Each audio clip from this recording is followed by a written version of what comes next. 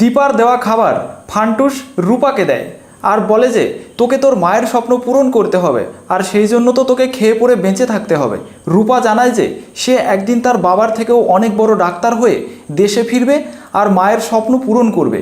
এরপর বিদেশে যাওয়ার জন্য ফান্টুস এবং বিন্দির সাথে রূপা গাড়িতে গিয়ে বসে পড়ে, আর দীপা কিন্তু ঠিক সেই মুহূর্তে রূপাকে দেখতে পায়। কিন্তু উর্মি কিছুতেই তার কথা বিশ্বাস করে না, বলে যে এটা তোমার মনের ভুল।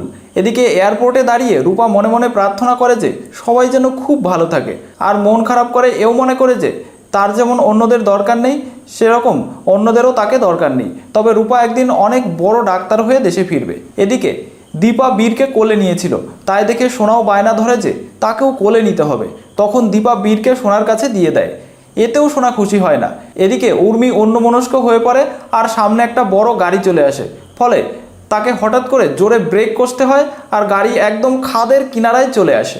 আর তখন দরজা খোলারও কোনো উপায় থাকে না, কারণ এতে করে গাড়িটা আরও খাদের দিকে এগিয়ে যাবে আর গাড়িটা কিন্তু খাদের ভেতর পড়ে যেতে পারে। কিন্তু সোনা তখনও ব্যাপারটা বুঝতে পারে না, সে আবার সামনে আসার জন্য জেদ ধরে।